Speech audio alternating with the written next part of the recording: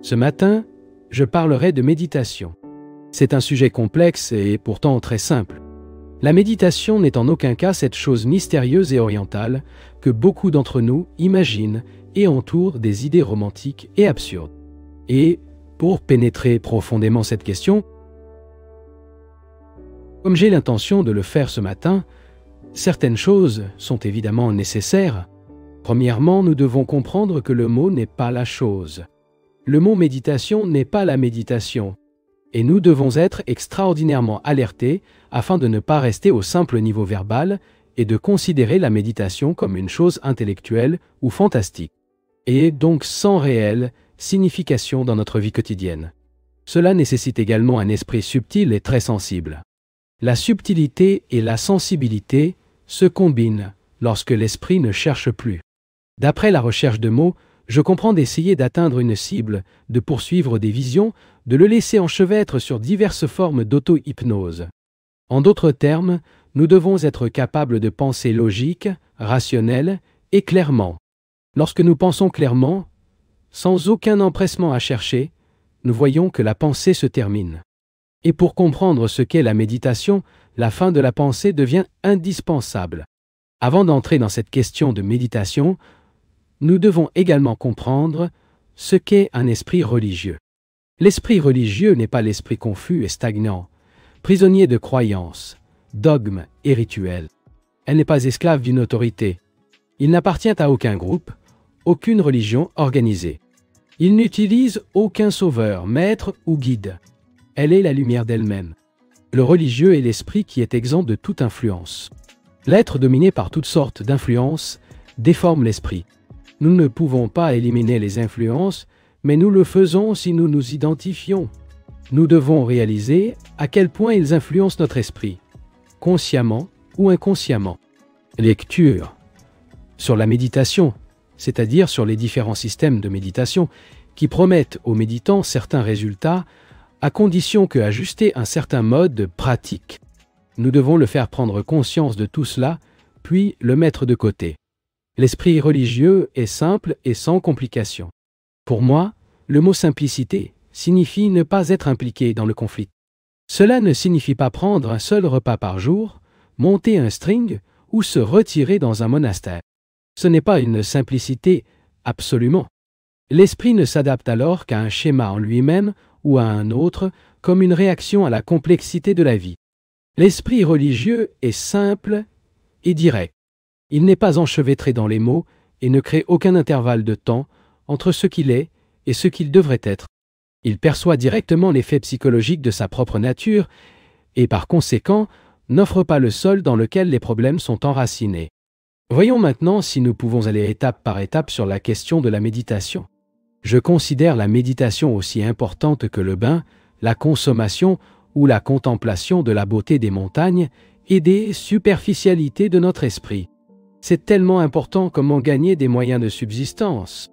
Si vous ne savez pas comment méditer correctement, beaucoup a perdu le magnifique éveil de la vie, plein de beauté et de richesse. Écoutez donc ce que je dirai. La méditation est un état merveilleux que aucun effort ne nécessite. En règle générale, nous sommes conditionnés à faire des efforts. Nous avons du mal à atteindre un résultat ou à conserver une expérience donnée, ou pour accumuler des connaissances. Et tout cela implique diverses formes de conflits. Et s'il ne comprend pas le conflit, l'esprit n'a aucune possibilité de se mettre dans cet état sans effort, et c'est la méditation. Comme nous ne savons généralement pas ce qu'est la méditation correcte, il est important que nous le découvrions nous-mêmes. Je ne vous enseignerai aucune méthode, car chaque méthode ou système de méditation est simplement un moyen de cultiver l'habitude. Et l'esprit qui est ancré dans l'habitude est ancré, intelligence insensible et privée. Nous devons comprendre et nous débarrasser de cette idée d'ajustement à une norme, peu importe qui est fondateur de ce modèle. Nous devons comprendre la signification de toutes les normes, tous les systèmes. Il existe des systèmes qui offrent un certain résultat à la méditation, et lors de la régulation et de la pratique sérieusement d'un tel système, il produit en fait une certaine expérience ou état.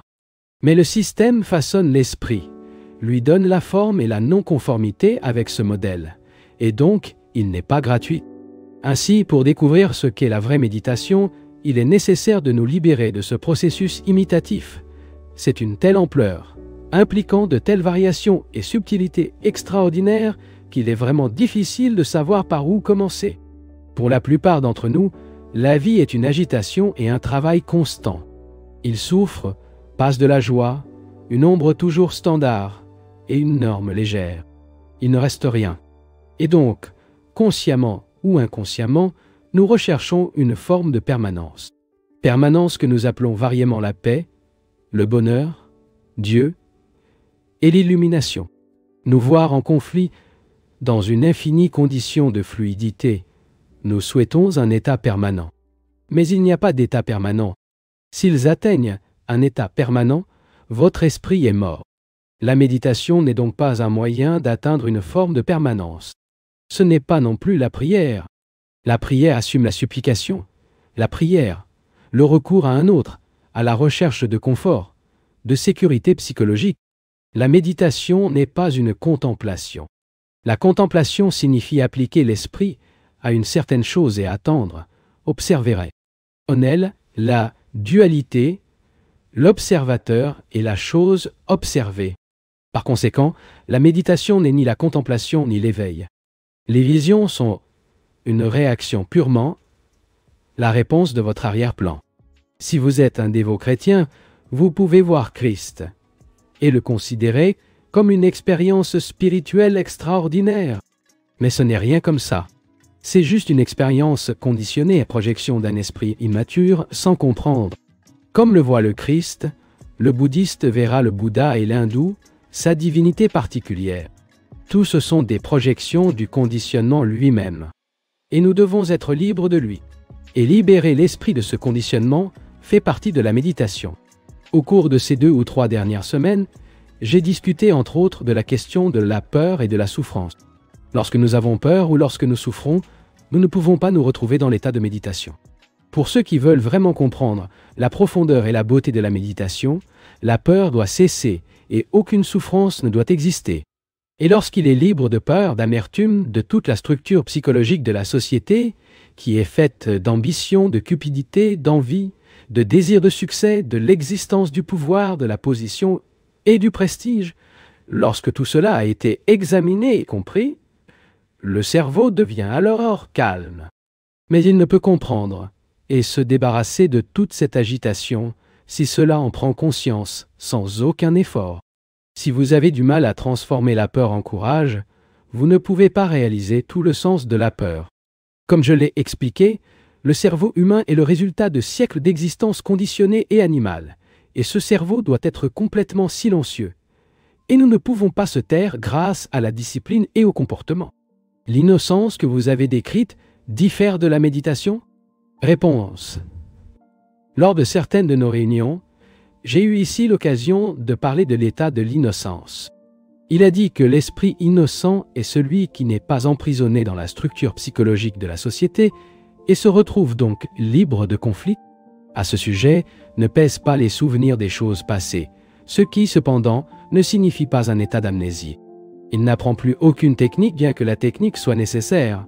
Et l'interrogance veut savoir s'il y a une différence entre cet état d'innocence et de méditation sur ce dont je parlais ce matin.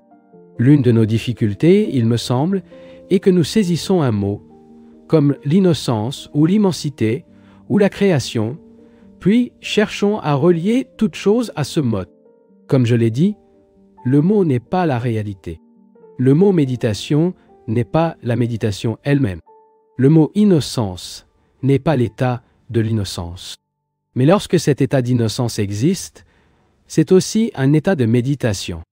Vous ne pouvez pas réaliser cette innocence alors qu'elle est ambitieuse, tandis que votre esprit est médiocre, alors qu'il est emprisonné dans la structure psychologique de la société. Et rien, mais une technique incarnée comme nous le sommes en général. Nous effectuons une certaine activité car nous devons gagner des moyens de subsistance. Et nous ne sommes pas mieux que les machines, aussi talentueuses, affaissées et subtiles que nous. Un esprit de machine n'est pas un esprit innocent. Les ordinateurs, les cerveaux électroniques sont probablement innocents, mais sont faits de métaux et ne sont pas des êtres vivants comme nous. Au fil du temps, une machine avec un certain type de vie peut être inventée, et nous ne serons peut-être pas loin de là. Mais lorsque nous réduisons au point de fonctionner comme des machines dans notre effort technologique, notre acquisition de connaissances, notre accumulation d'expériences, il n'y aura donc pas d'innocence. L'innocence est cet état dans lequel l'esprit est toujours jeune et frais. L'esprit innocent, aucune crainte n'a de mort, pas rien, et est donc libre du temps. Question. Peut-être pouvons-nous rester dans cet état d'innocence ou de méditation en se réveillant, mais que se passe-t-il lorsque nous dormons? Réponse. Sommes-nous éveillés pendant la journée? Nous supposons oui. Nous trouvons-nous éveillés si nous sommes emprisonnés dans les habitudes de pensée, les activités de routine et la conduite? S'ils condamnent constamment, comparent, jugent, évaluent, ou se considèrent comme appartenant à une certaine race, nationalité, culture ou religion, êtes-vous éveillé? Si l'habitude vous domine et n'est donc pas éveillé pendant la journée, le sommeil, dans ce cas, n'est qu'une continuation de ce même état. Cela fait très peu de différence, que ce soit physiquement dehors ou éveillé. Vous pouvez assister à l'église assidûment, réciter des prières ou chanter un mantra comme cela se produit en Inde, ou se rendre à l'une des autres pratiques, comme le font généralement les religieux appelés. Ou vous pouvez répéter l'hexavon, comme les politiciens, ou contempler la vie d'un point de vue artistique. Mais l'une de ces choses est-elle un état d'intelligence éveillé? Être dans cet état d'intelligence éveillée, c'est être la lumière de soi. Il n'y a pas de nationalité, ni église, ni Dieu. Cela ne dépend pas de la musique, de la peinture, de la beauté des montagnes. Cela ne dépend pas de la famille, du mari, de la femme et des enfants. Et quand, intérieurement, une personne est éveillée, qu'est-ce que le sommeil alors? Quelle signification le sommeil a-t-il? Quand le conscient et l'inconscient restent totalement éveillés. C'est la personne terne, impliquée dans le conflit, qui rêve. Les rêves ne sont que des suggestions de l'inconscient, nous gardant conscients pendant la journée, tous en regardant à l'intérieur et autour de nous, mais pas un centre de jugement ou de condamnation. Si nous pensons que nous dormons, nous ne rêvons pas. Si quand c'est éveillé, prendre un bus, écouter un concert, marcher seul, parler à des amis, perçoit immédiatement, et sans réaction à vos suggestions ou les messages de l'inconscient, si toutes les choses qui passent vers l'intérieur et à l'extérieur sont prêtes, reconnues et comprises, alors que vous dormez, votre esprit sera silencieux. Et parce que c'est calme, cela peut atteindre de grandes profondeurs. Et vous verrez que cet état de silence profond pendant le sommeil apporte la fraîcheur, la purification, et donc le lendemain est un jour différent, il apporte avec lui quelque chose de nouveau. Mais tout cela nécessite une perception intérieure extraordinaire. Question. Y a-t-il des opinions non conditionnées? Ces deux mots sont-ils contradictoires? Ce qui est impliqué dans le mot vision et ce qui implique le terme conditionné sont des choses essentiellement différentes.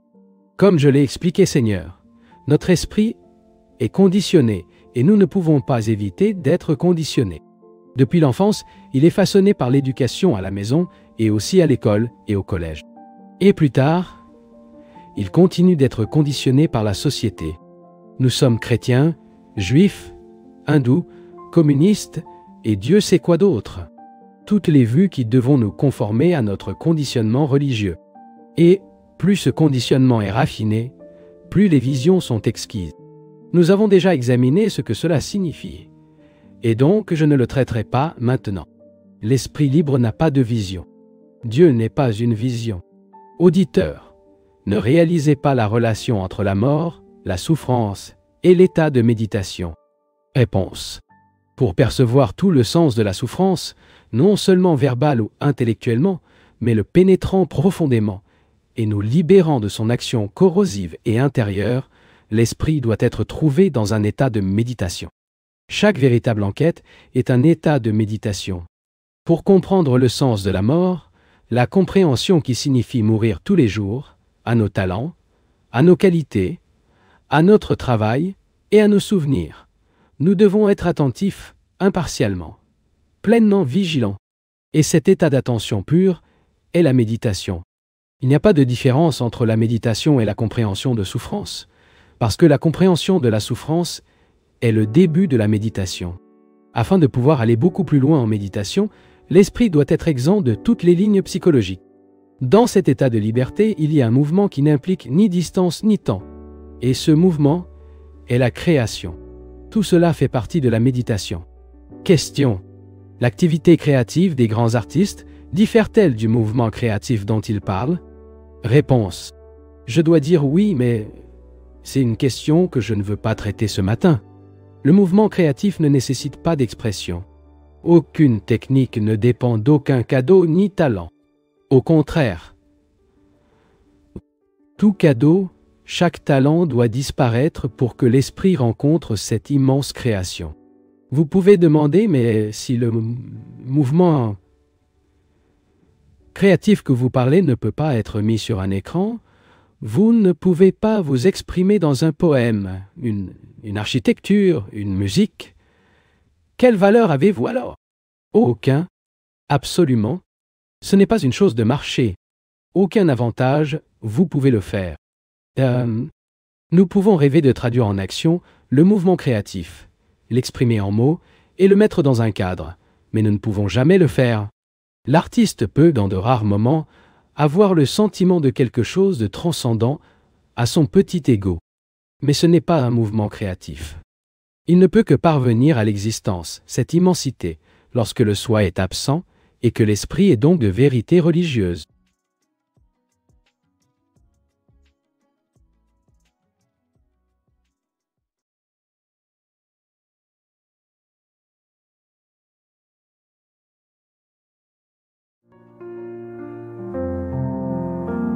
Entre sorrisos e risos onde o sol brilha mais, há lembrete simples que o coração traz. Descubra músicas que elevam sua alma.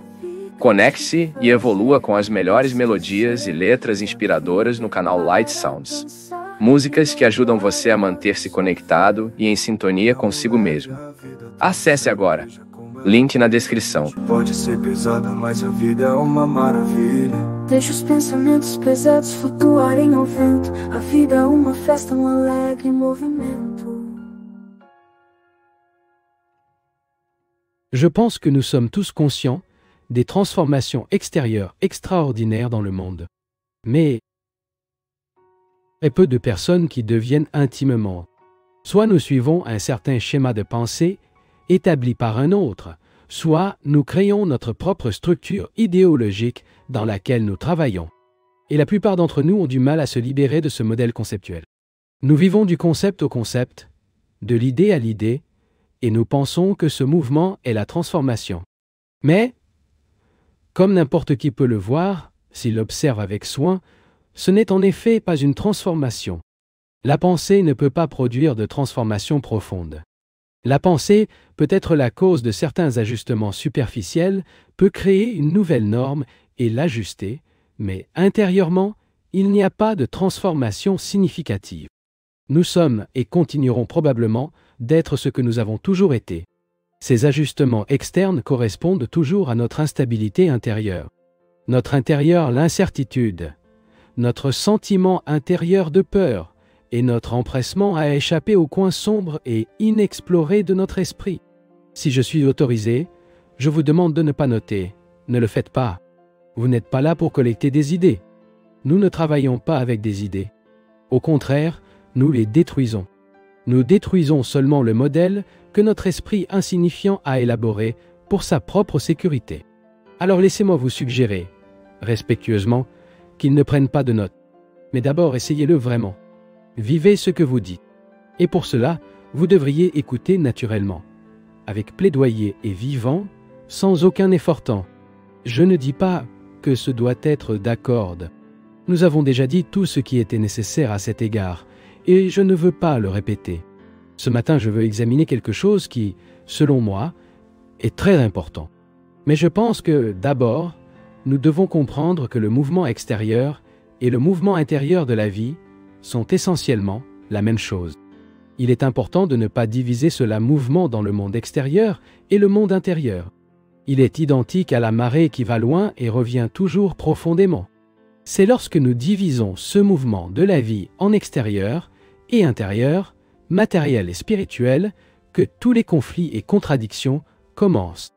Mais si nous vivons vraiment ce mouvement, en tant que processus unitaire, y compris à l'intérieur et à l'extérieur, il n'y a pas de conflit. Le mouvement intérieur n'est plus une réaction à l'étranger, une évasion vers le monde, et donc nous n'avons pas besoin de nous retirer dans un monastère ou l'isolement d'une tour de Mamim.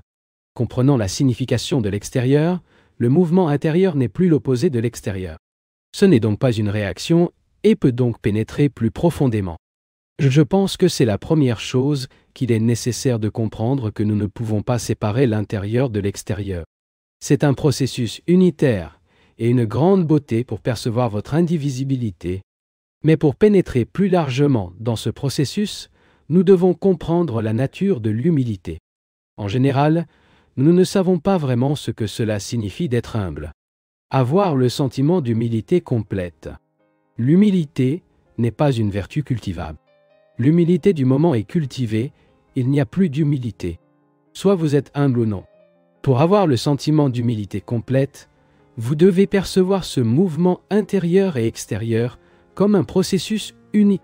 Doit comprendre le sens de la vie dans son ensemble. La vie de la souffrance, du plaisir, de la douleur, de la vie qui poursuit perpétuellement un atterrissage, qui cherche quelque chose à appeler Dieu, ou par tout autre nom. Vous devez comprendre tout cela et ne pas rejeter l'une de ces parties pour accepter l'autre. Comprendre, c'est si vous le trouvez dans un état de perception complète. Cela signifie écouter passivement sa femme, son mari, le vent entre les arbres, le murmure des eaux qui passent. Cela signifie voir les montagnes et être plein de tout. Dans cet état de perception objective, il y a une compréhension de l'extérieur et de l'intérieur en tant que mouvement unitaire total. Et avec cette compréhension, le sens de l'humilité est présenté. L'humilité est importante parce que l'esprit sans humilité ne peut pas apprendre. Vous pouvez accumuler des connaissances, recueillir de plus en plus d'informations, mais les connaissances et les informations sont des choses superficielles. Je ne sais pas pourquoi nous sommes si fiers de nos connaissances. Tout est dans n'importe quelle encyclopédie et il est structurel d'accumuler des connaissances à la satisfaction de notre fierté et de notre arrogance personnelle. L'humilité n'est donc pas quelque chose qui devrait être réalisé avec l'effort temps. Vous l'atteignerez naturellement, facilement, gracieusement. Une fois perçu comme un processus total, ce mouvement de l'extérieur et de l'intérieur. Ensuite, il commencera à apprendre. L'apprentissage est l'état d'esprit qui n'accumule jamais l'expérience comme mémoire. Aussi agréable que soit l'expérience, c'est l'état d'esprit qui n'évite jamais de peser la frustration. Elle se retrouve toujours dans un état d'apprentissage, d'humilité. Et vous verrez cela, de l'humilité vient la discipline. Dans la plupart ne sont pas disciplinés. Nous soumettons, ajustons, imitons, réprimons, sublimons. Mais rien de tout cela n'est une discipline. La soumission n'est pas la discipline, mais simplement un produit de la peur. Par conséquent, cela rend l'esprit étroit, étiré et intégré. Je me réfère à une discipline qui existe spontanément quand il y a ce sens de l'humilité extraordinaire. Et par conséquent, nous nous retrouvons dans un état d'apprentissage.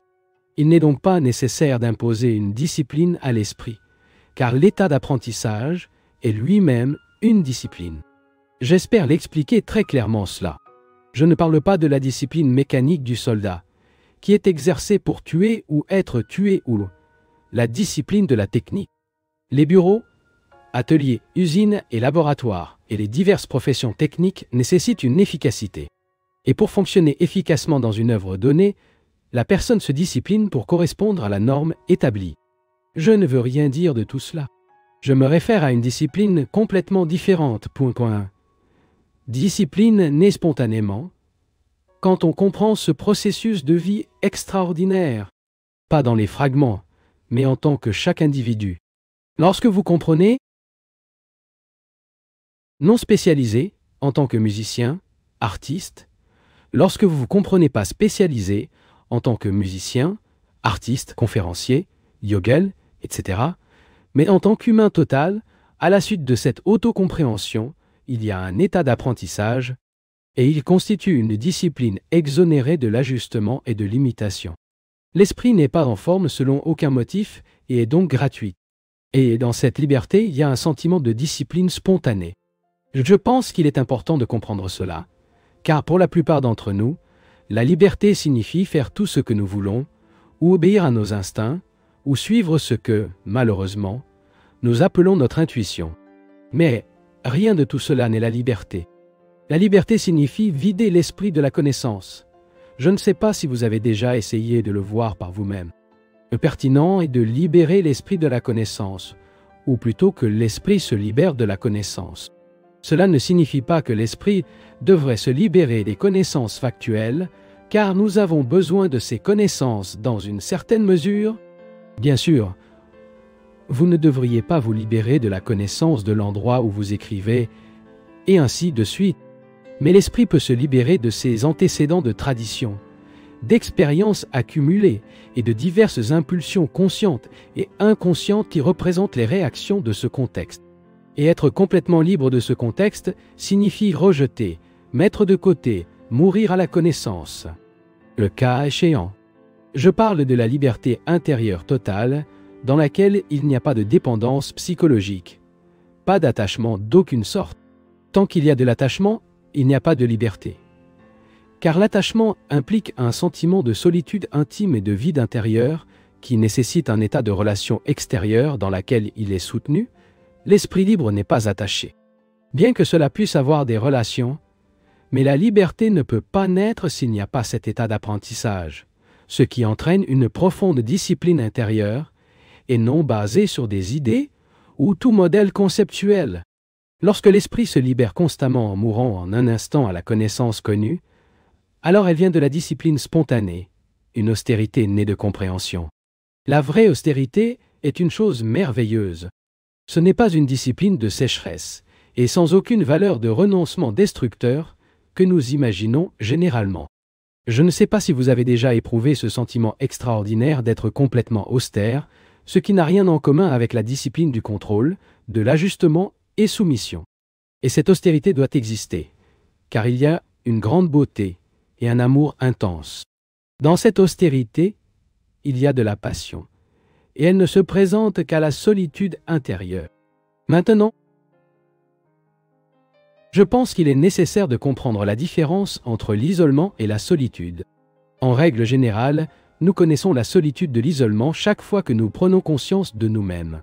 Peut-être avez-vous déjà connu l'expérience de se sentir soudainement isolé de tout, sans être par rapport à quoi que ce soit. Vous pouvez vous retrouver au milieu d'une foule, ou dans le cycle familial, ou une réunion sociale, ou toujours marcher seul sur la rive d'une rivière, et a soudainement un sentiment d'isolement complet. Ce sentiment d'isolement est essentiellement un état de peur. Et il existe toujours, en embuscade, à l'arrière-plan de l'esprit. De cette peur, nous cherchons à nous échapper constamment, à faire des choses de toutes sortes, à lire un livre, à écouter la radio, à regarder la télévision, à boire, à chercher des femmes, à retourner à la recherche de Dieu, et ainsi de suite. C'est l'isolement, et parce que nous craignons de l'isolat que toutes nos actions et réactions se produisent. L'isolement est une chose complètement différente de la solitude. L'esprit qui est isolé et la peur est à la merci d'innombrables influences. Comme un morceau d'argile, il est malléable et peut être modélisé, obligé de s'adapter à un moule. Mais la solitude, c'est l'esprit libre de toute influence. Influence de la femme, du mari, de la tradition, de l'Église et de l'État. Cela signifie être libéré de l'influence des lectures et des demandes inconscientes et inconscientes. En d'autres termes, la solitude est la libération complète du passé. C'est l'état d'apprentissage qui survient lorsque l'esprit comprend le processus total de la vie. Par conséquent, une discipline qui n'est pas la discipline de l'Église, de l'armée ou de l'expert, ou de l'athlète, ou de l'homme qui cultive les connaissances. C'est la discipline née d'un profond sens de l'humilité. Et il ne peut pas y avoir d'humilité si l'esprit n'est pas complètement seul. Ce qui a été dit jusqu'à présent est raisonnable, logique. Ils sont en bonne santé. Et si nous comprenons les mots et approfondissons leur sens, il n'y avait aucune difficulté à comprendre les paroles de l'orateur. Mais cela prend plus, bien plus que cela. Le exposé similaire à la libération des fondations d'une maison. Seules les fondations et rien de plus. Mais ces fondations doivent être libérées. Et libérées avec l'intensité et la beauté. Et, par conséquent, avec amour, ils ne peuvent pas être jetés sur l'impulsion du désespoir, des conflits ou du désir d'atteindre un certain résultat. Parce qu'alors l'esprit n'est pas dans un état libre du passé connu. Je ne sais pas si vous avez déjà remarqué comment cela s'accumule. Comment votre esprit interdit des expériences innombrables et insignifiantes. L'esprit fournit le terrain dans lequel les expériences éphémères ont creusé des racines et continue de la façonner. Presque chaque expérience laisse votre marque et votre expérience. Vous ne pouvez donc perpétuer la limitation de l'esprit. Mais après avoir lancé les fondations correctes, par la perception et la compréhension que ce processus il constitue sa propre limitation, l'esprit, avec toute la facilité, sans aucun conflit, se libère du connu et naît un mouvement qui est la création. La plupart, nous recherchons Dieu, et notre Dieu est une simple question de croyance. La parole que Dieu, écrit opposé, est un chien. Et ce dernier sert ainsi que le premier à désigner ce que nous appelons Dieu. Mais nous avons été éduqués de l'enfance pour accepter ce mot. Et la religion organisée avec sa propagande millénaire conditionne l'esprit de croire en ce que le mot est censé représenter. Et nous acceptons une telle croyance si facilement, tout comme dans le monde communiste. Acceptons la croyance qu'il n'y a pas de Dieu. Car dans cette croyance, ils ont été éduqués. Ceci est un autre genre de publicité. Le croyant et le non décrété sont égaux, car les deux sont des esclaves de propagande. Pour savoir s'il y a ou non Dieu, vous devez détruire en vous-même tout ce qui est un produit de propagande. Ce que nous appelons aujourd'hui la religion a été organisée, formée pendant des siècles par l'homme, avec votre peur, votre cupidité, votre ambition, votre espoir et votre désespoir. Et pour savoir s'il y a ou non Dieu, l'esprit doit totalement détruire, sans raison, toutes les accumulations du passé. Il devrait éliminer radicalement toutes les croyances et l'incrédulité et abandonner complètement la recherche. L'esprit doit être vide dans le connu, vide du Sauveur, vide de tous les dieux fabriqués par la pensée et sculptés dans le bois ou dans la pierre. Ce n'est que lorsqu'il est libre de la connaissance que l'esprit peut se retrouver dans un état de tranquillité absolue, non causé par une certaine manière de respiration, d'exercice, de dispositif ou de médicament. Et nous devons atteindre ce point que, en réalité, n'est pas loin, car il n'y a pas de distance à parcourir. Mais pour abolir la distance, le temps doit cesser. Et cela ne peut cesser du temps que lorsque nous sommes des connaissances comme nous le sommes vraiment, en fait, parce que c'est le cas. Dans cette liberté extraordinaire qui commence par l'autocompréhension, il y a un mouvement incommensurable qui surmonte tous les concepts. Ce mouvement est la création. Et lorsque l'esprit arrivera à ce mouvement, il découvrira en soi que la mort et la création sont la même chose.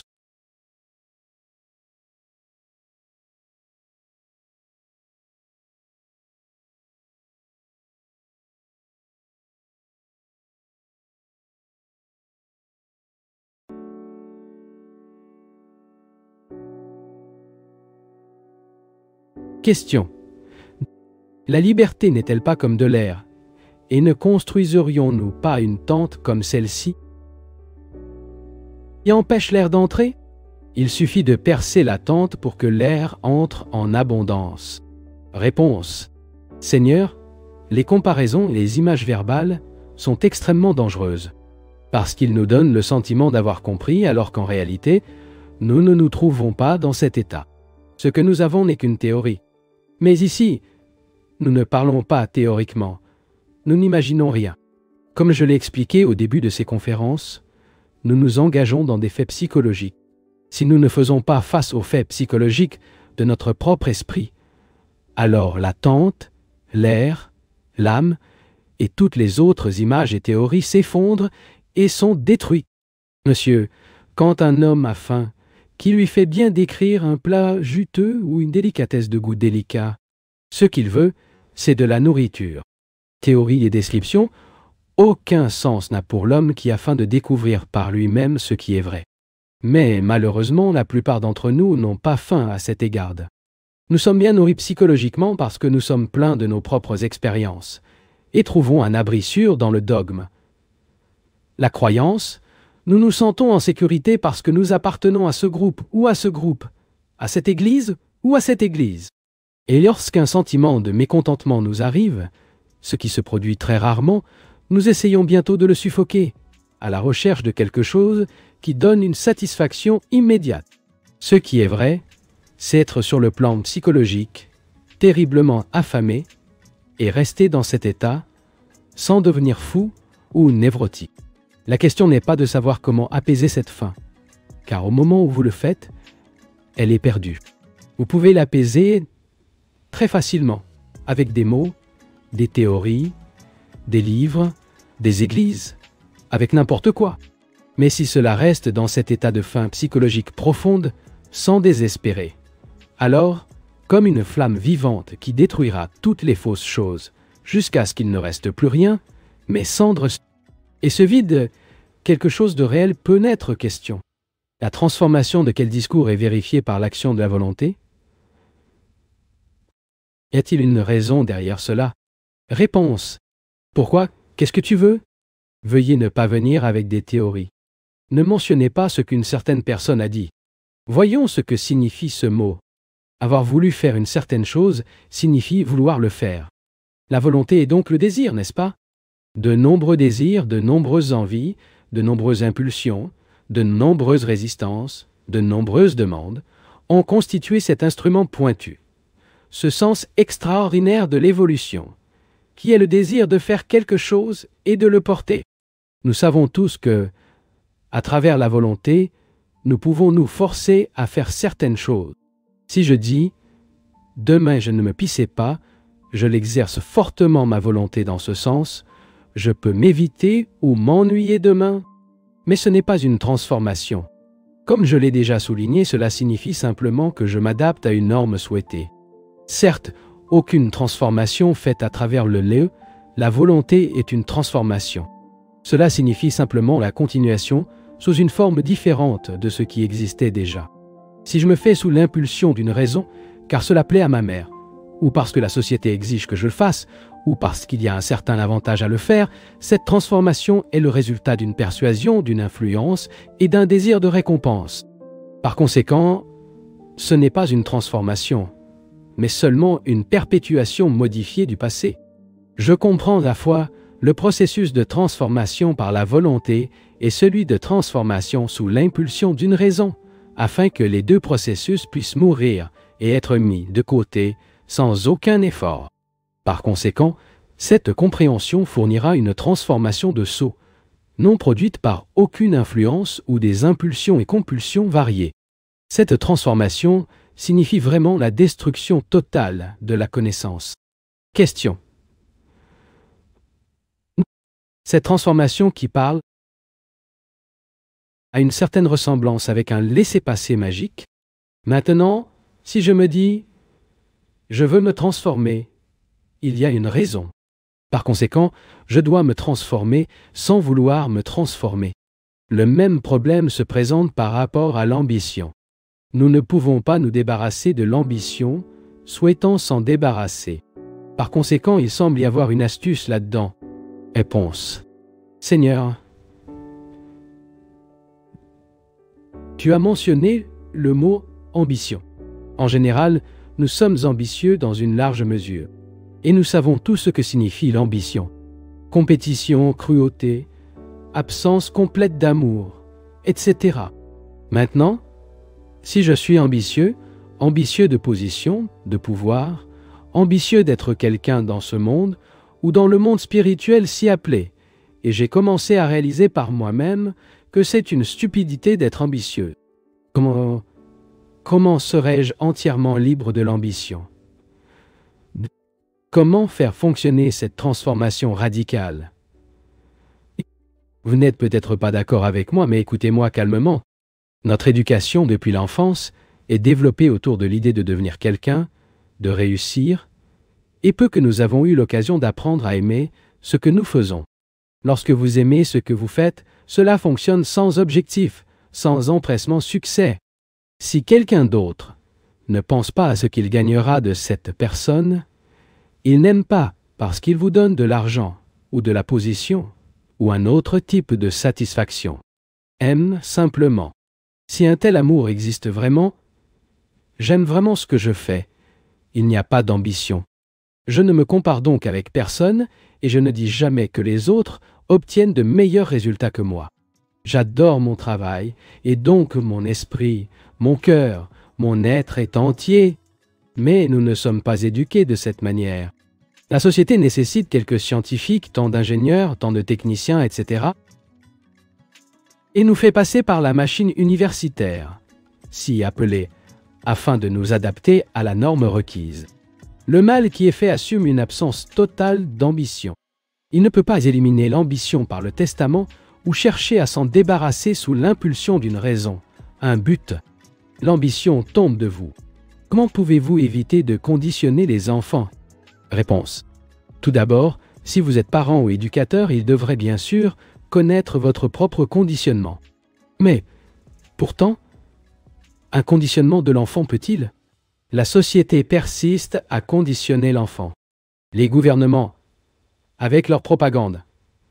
Les religions organisées, avec leurs dogmes, leurs croyances et leurs codes de moralité.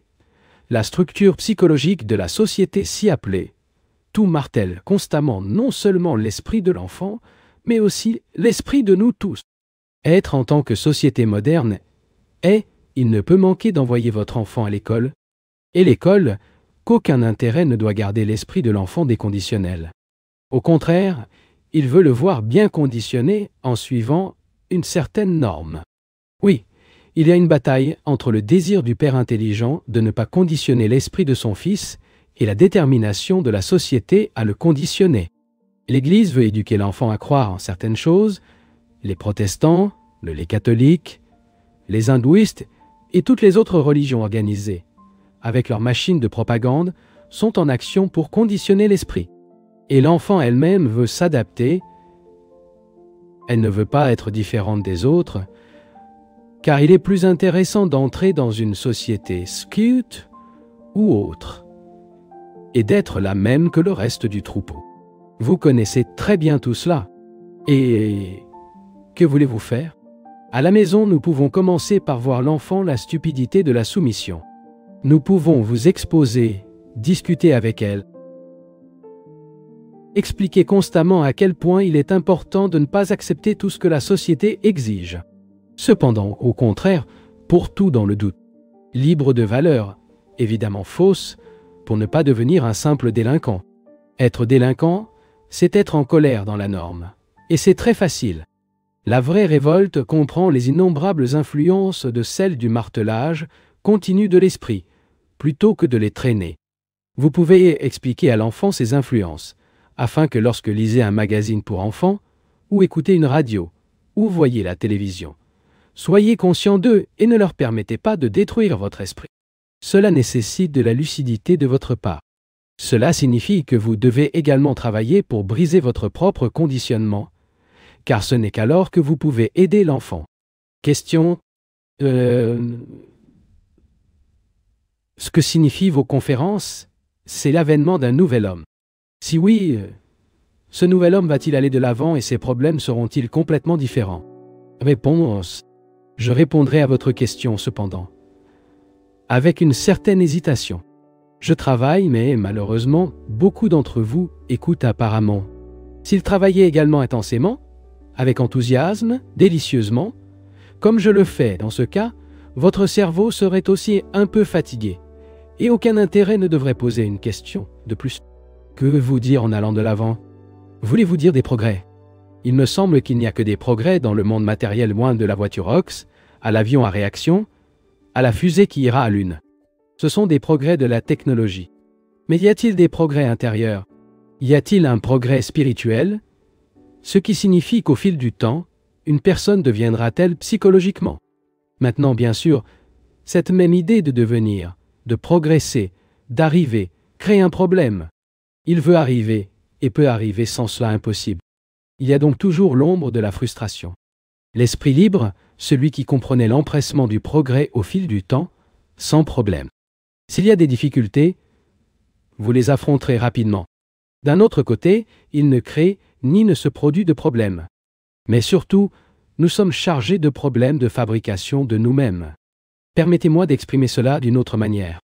Si l'esprit est exempt de connu, c'est un esprit nouveau et purifié.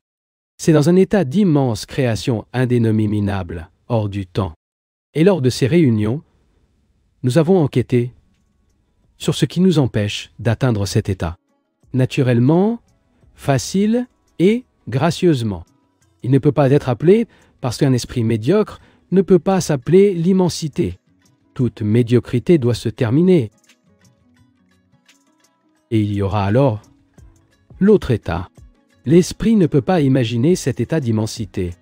De sa médiocrité et de sa superficialité, elle peut projeter quelque chose qui pense qu'elle est belle, mais ce qu'elle projette n'est qu'une partie de sa propre laideur. La structure psychologique de la société est ce que nous sommes. Comprendre cette structure et être libre de celui-ci, donc l'inconnu, où il n'y a pas de temps ni de progrès, existe. Question.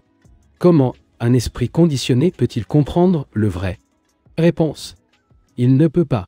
Considérez cela avec toute simplicité. Supposons que je suis nationaliste, attaché à ma patrie, mon souverain, enchevêtré dans mon identification insignifiante avec une certaine race. Il ne peut pas aussi comprendre un état qui transcende tout cela. Il ne peut pas. Par conséquent, l'esprit doit comprendre son propre nationalisme, le casser, le détruire et le répudier totalement. Et cela nous est généralement difficile. Le nationalisme n'est qu'une expansion de notre petit ego. Vous vous identifiez à votre pays, car il est petit, et le pays est super. L'entité tribale aime s'identifier à quelque chose de plus grand qu'elle. Et c'est ce que nous faisons tous. Vous ne pouvez pas vous identifier à votre pays, mais vous souhaitez vous consacrer à une action de signification cible ou suprême. Il veut être identifié avec une idée ou avec Dieu, qu'il soit consacré à la patrie, à la famille, ou devient un moine et dévoué à Dieu, c'est exactement la même chose. Conditionnement pur. Et la rupture de ce conditionnement nécessite, comme nous l'avons vu, une perception objective, la vigilance de tout le mouvement de la pensée, c'est-à-dire simplement face au conditionnement et à l'observer.